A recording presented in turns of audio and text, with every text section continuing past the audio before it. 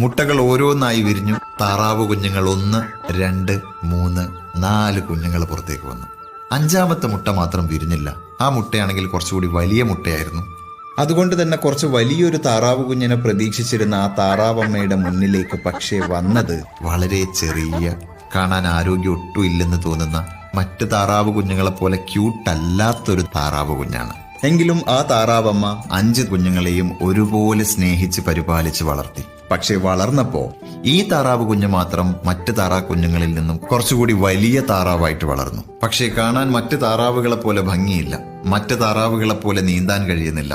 മറ്റു താറാവുകൾ ചെയ്യുന്ന പല കാര്യങ്ങളും ഈ വലിയ താറാവിന് ചെയ്യാൻ കഴിയുന്നില്ല.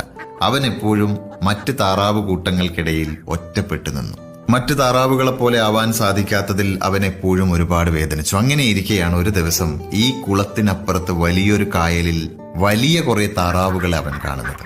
അന്നവൻ തിരിച്ചറിയുകയാണ്, ഞാൻ ഈ കുളത്തിൽ ഈ താറാവുകളുടെ കൂട്ടത്തിൽ കഴിയേണ്ടവനായിരുന്നില്ല. വലിയൊരു കായലിൽ, വലിയൊരു ലോകത്ത് വലിയ ചിറകുകൾ വിരിച്ച് നീന്തേണ്ടിയിരുന്നൊരു അരയന്നമാണ് താൻ എന്ന സത്യം.